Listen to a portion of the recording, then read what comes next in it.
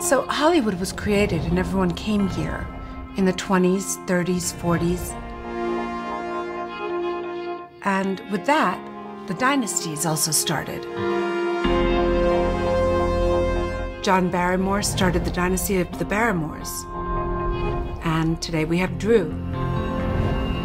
We also have, from Kirk Douglas, Michael Douglas. Henry Fonda brought us Peter and Jane, who brought us Bridget. Of course, Angelina Jolie is more famous than her father, John. And Meg Ryan's son, Jack, just now is working with Martin Scorsese. And with these children now following in the footsteps of acting, they will have their own journey for us to follow. But they will allow us to remember the great movies that their mothers, fathers, grandparents, and even great-grandparents have left in our memories. Now their children and grandchildren are living in the same area, and a lot of them are living in the same homes of other great actors and producers. Charlton Heston's home was just bought by Luc Besson. The home of Gloria Swanson is owned by the De Laurentiis family. Dino owned it with his wife Martha. Many of these homes are still here and passed down to a new generation of filmmakers.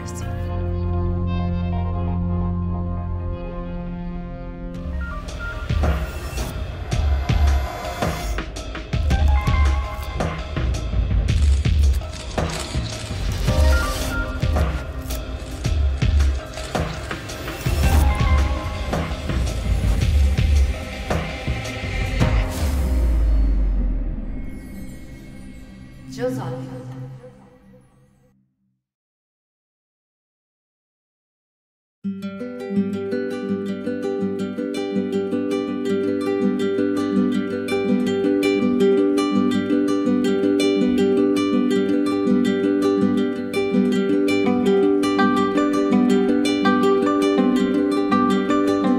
You can't talk about Hollywood without talking about the most beautiful homes, some of the most beautiful homes in the world, and how the Hollywood movie stars from the 30s, 40s, 50s, and those of today lived and played.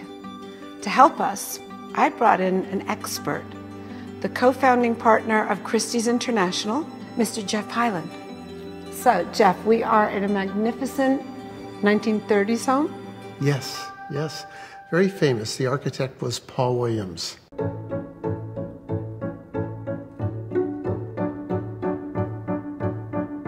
Do you remember you and I once went to the old John Barrymore estate? I do remember. We had a lot of fun there. Yes, we did. What a spectacular home.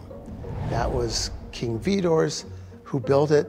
King Vidor then moved further down the street, and John Barrymore bought it. But what's remarkable about that estate were the people he would have go through it. He was this legendary alcoholic.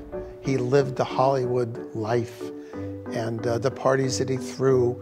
Great stories like Errol Flynn, who my father as an agent represented. He was his last agent. And there is still inside the phone room in these grand homes, even this house had probably just one telephone. And he has scribbled his name and his phone number on it, and probably some other phone numbers of girlfriends and who to call. It's, again, a legendary house. If those walls could talk. When Barrymore died, there were 100 people at the funeral, and then they decided that they would take the coffin and bring it back to the house for its final viewing. And they went to the funeral home late at night, and they literally hijacked the coffin. So they stole the coffin. They stole it. With John Barrymore's body inside. And what did they do? They showed it to all the friends that were all drunk in the house, probably. And they paraded and took a bottle of his finest straight malt and put it back in and sealed the coffin and sent it off to Forest Lawn. A whole different era, a whole different way of living. Yeah, but that was Hollywood. Inaccessible and secretive. These are the two qualities that are absolute in Hollywood. Ever since the early years, from the sets of the studios to the galas at the Beverly Hills Hotel, it was precisely an Academy Award winner, Matthew McConaughey, to say that, in Hollywood, doors were needed only to keep people out, not to let them in. But this is true only in appearance. Yes, because what is called the backstage, behind the scenes, is enlivened by 1,000 trades and by invisible people, invisible only for those who don't live here. As are the kitchens of Spago, the restaurant owned by Chef Wolfgang Puck, who is preparing himself, along with his staff, for the Oscar Night Gala, reserved for only 1,500 people. Yes, you heard correctly. There are only 1,500 selected guests amongst the 5,000 who will be at the Academy ceremony. Ti sto portando da Wolfgang Puck. Penso che mi stia aspettando, siamo molto amici. Hey Wolfgang! Ciao Bella, come stai? Come here in my kitchen. Don't run so fast. It's so good to see you. Good to see you, thank you, thank you. And I'm the only one allowed in Wolfgang's kitchen. Nobody else. Nobody else, yeah. I know, because you love food, you love good food, so you can come always in my kitchen. Yeah. Yep. And you're going to serve the pizzas with the salmon that I like and the caviar? We're going to make a little smoked salmon pizza. Actually, Chavez, make us a little smoked salmon pizza, okay? Okay, good. How much salmon do you use that night? We use 60 sides of salmon. So 30 whole salmon, we fillet it, and then we smoke it, we do everything ourselves. And then, because we make the smoked salmon Oscars also. We make flat bread, and then cut the salmon out just like the shape of this, and people can eat it as an appetizer. I remember that, yeah. I remember that. So we use a lot of lobster, because people love lobster. How much? So this year we're going to have lobster risotto. So I bought 500 lobsters. So 500 lobsters, like 1,000 pounds of lobster. Where do you order them? We get them from everywhere. The lobster come from Maine. We get no more white truffles, so we get black truffles from France. We get beef from Japan. We bought $15,000 worth of Kobe beef, so everybody gets a little Kobe steak. 15,000, guys. Yeah, so it's a lot of money. And you know, it's a big production. We have 300 chefs divided into 2 kitchens. And then I have 375. 375. Well, I didn't count me. And 950 waiters. Over 900 waiters. So I think it's really an amazing thing. It's a big production, and everything goes very fast. And we all make small plates. So if you want a chicken pot pie with black truffles, what Barbara Streisand loves, then you get a small one. So you also can then eat a lamb chop, maybe from Chinois. You might eat a little lobster risotto. So all little taste. And it's more like a social party with not a formal dinner. So people hang out. So if Leonardo DiCaprio comes, he can hang out with John Travolta and with all his girls, and everybody hangs out together. The Oscars started out as a dinner party. But now it is in the Dolby Theater in Hollywood. Yeah.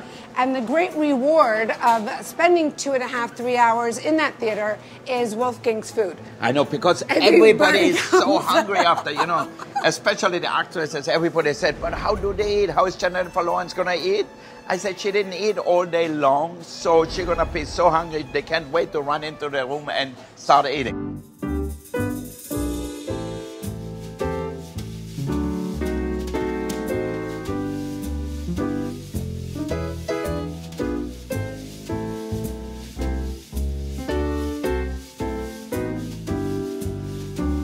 Wolfgang, how does a young boy from Austria come to Hollywood with all the competition that there is and create Spago, Cut, Chinois, Maine, an empire?